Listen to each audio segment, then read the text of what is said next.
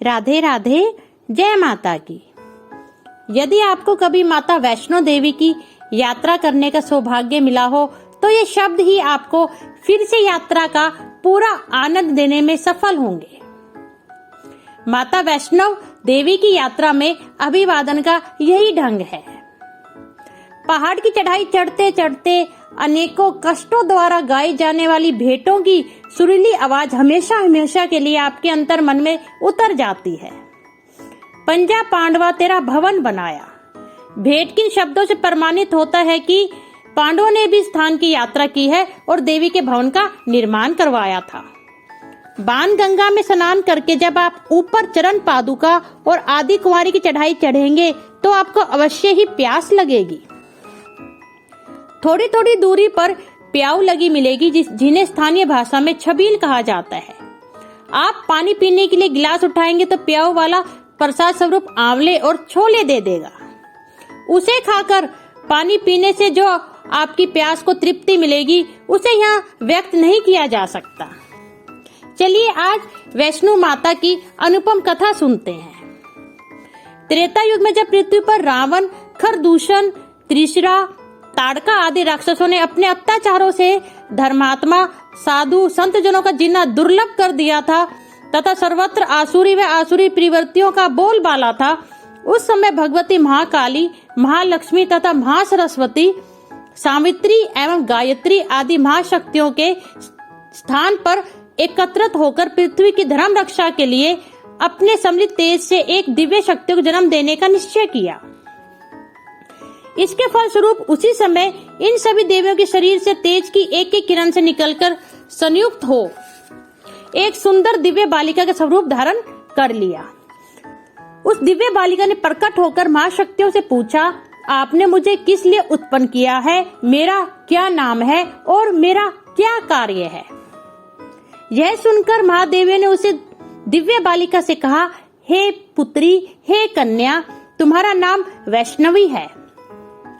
पृथ्वी पर धर्म की रक्षा के उद्देश्य से हमने तुम्हें प्रकट किया है। अब तुम दक्षिणी भारत में रत्नाकर सागर के घर में पुत्री बनकर प्रकट हो। वहां तुम विष्णु के अवतार भगवान रामचंद्र की शक्ति सीता के अंश से उत्पन्न होगी। तत्पश्चात तुम अपनी प्रेरणा के अनुसार सब कार्यों को करना। इस घटना के कुछ समय पश्चात उस कन्या ने रत्नाकर सागर के घर जन्म लिया। वहां उसका नाम वैष्णवी रखा गया। वैष्णवी के अल्प आयु में ही अपने रूप, गुण तथा अलौकिक शक्तियों से सब लोगों को अचंभित करना आरंभ कर दिया था। कुछ ही दिनों में उस दिव्य कन्या की प्रसिद्धि दूर दूर तक फैल गई तथा सहस्त्रों युक्त व्यक्ति रत्नाकर सागर के यहाँ उस कन्या के दर्शनों के लिए आने लगे। कुछ समय के बाद वह दिव्य कन्या अपने पिता से आज्ञा प्राप्त कर समुद्र तट के निर्जन प्रांत में कुटी बनाकर रहने लगी। वहाँ हर समय श्री रामचंद्र जी का ध्यान एवं स्मरण करना ही उसका मुख्य कार्य था। उसकी तपस्या को देखकर सूर्य नारायण ने उसे एक दिव्य कमंडल भेंट किया। जब भगवान विष्णु ने रामचंद्र के रूप में अयोध्या में अवतार लिया और वह अपने पिता दशरथ की आज्ञा से वनवासी हुए, उस समय वह कन्या वैष्णवी समुद्र तट पर अपनी कुटिया में समाधि लगाए हुए श्री रामचंद्र जी के आगमन की प्रतीक्षा कर रही थी। रावण के द्वारा सीता का हरण कर लिए जाने पर रामचंद्र जी वानर भालुओं की सेना को लिए समुद्र तट पहुंचे तो वहां उस समाधिमान कन्या को भी देखा। श्री रामचंद्र जी उसकी कुटिया में गए।